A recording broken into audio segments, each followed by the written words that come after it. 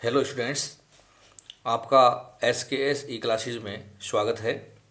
हम पढ़ने जा रहे हैं द्विपद बंटन अर्थात बाइनोमियल डिस्ट्रीब्यूशन। मैंने मेरे पिछले 3 लेक्चर में आपको डिटेल में बाइनोमियल डिस्ट्रीब्यूशन कैसे याद करते हैं ये आपको बताया था।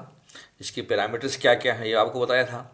हम एक छोटे क्वेश्चन के द्वारा ये समझना चाहते हैं कि किस प्रकार से हम द्विपद बंटन को, जो हमारे लिए अपूर्ण है, अज्ञात है, उसे कंप्लीट करें।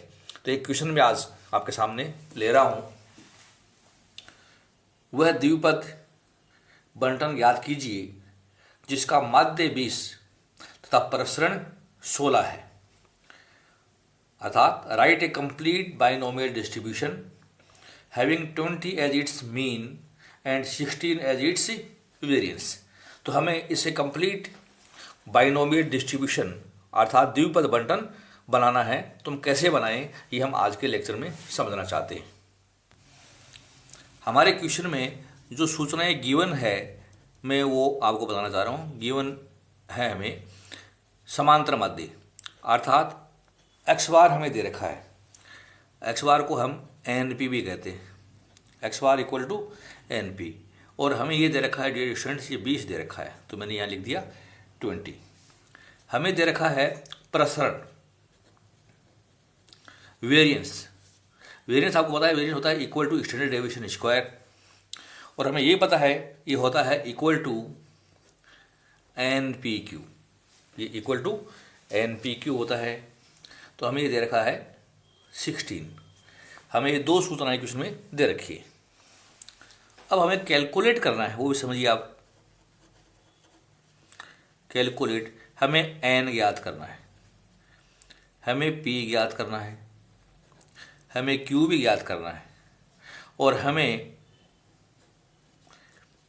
पी प्लस क्यू की पावर एन ये भी ज्ञात करना है। अर्थात हमें ये सब सूचनाएं इस क्वेश्चन में ज्ञात करके दिखानी है। ये आपको समझना है। तो डियर स्टूडेंट्स, जब हम इस क्वेश्चन को सोल्व करें तो हमें एन पी क्यू और ये सब चीज़ें याद करनी है। तो यहाँ हमें क्वेश्चन में दे रखा है एन पी क्यू दे रखा है अपने को, और N P Q student they रखा है अपने को क्वेश्चन में 16, जो मैंने यहाँ पे लिख के बता रखा है आपको। अब हम एक सूत्र सोल्व करना चाहते हैं।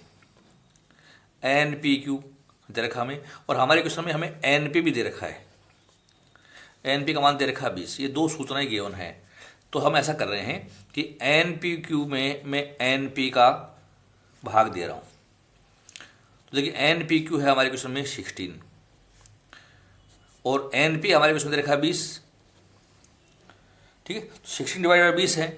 आप इनको काट सकते हैं छोटा, तो हम काटें इसको। तो एन पी ये हमारी संख्या कट रही है 4 से। 4 गुना 4 16, 4 गुना 5 20, 4/5 हो गया। अब हम देख रहे हैं हमारे यहाँ कॉमन है कुछ संख्याएं। अब ध्यान दीजिए, ये एन पी है और ये एन पी है। तो एन पी से ये एन पी कट जाने पर क्या बच रहा है? केवल क्यू बच रहा है। तो हम कह सकते हैं कि 4/5 इक्वल टू किसके है? क्यू के। तो जब क्यू हमारा पास 4/5 है तो हम पी निकाल सकते हैं। पी इक्वल टू होता है 1 माइनस क्यू। तो पी निकाल लीजिए आप। 1 माइनस 4/5 कर दिया मैंने, तो ये हमने कम कर दिया 1 में से, तो ये 1/5 ये हमारी पी का मान आ गया। तो देखो हमें एन का मान पता लग गया, सॉरी हमें पी का मान पता लग गया। पी है equal to 1/5, q equal to 4/5। अब हमें एक क्वेश्चन में एक सूचना दे रखी है कि एन पी इक्वल टू 20 है। तो यहाँ हम वैल्यू पुट कर दें इसमें। एन इक्वल टू पी का मान है 1/5, n equal to 1/5 equal to कितना हो गया 20। एन गुणा 1/5 बराबर 20 के है। तो हम इसको सोल्व करके दिखा देते हैं। तो एन बराबर क्या हो जाएगा? एन इक्वल टू 20 को 5 से मल्टीप्लाई कर दीजिए आप। तो एन इंटू 20 इंटू 5 बराबर 100।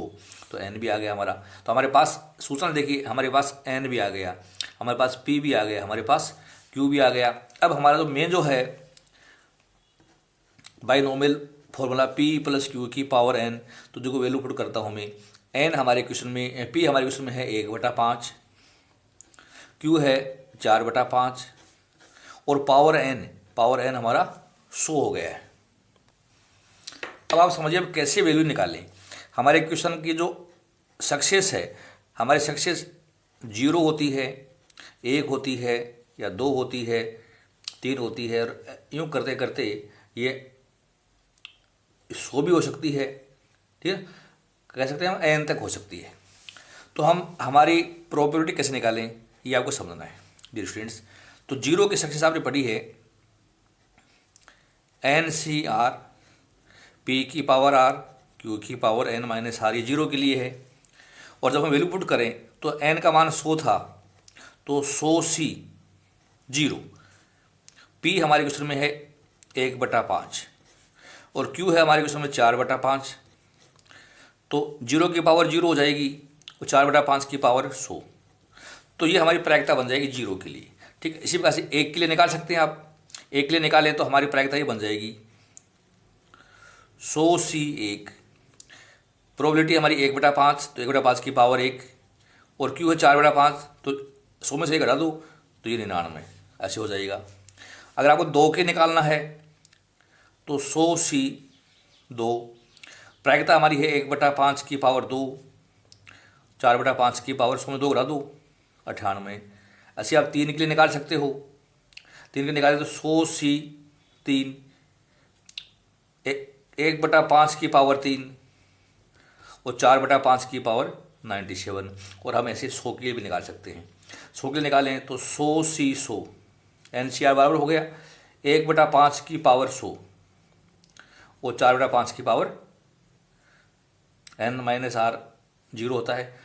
तो इस तरीके से, और n के लिए तो आप n लगा के हल करके दिखा सकते हैं। तो इस तरीके से हमारा जो बाइनोमियल डिस्ट्रीब्यूशन है हम उसको फैला के दिखा सकते हैं, हम इसको सोल्व भी कर सकते हैं।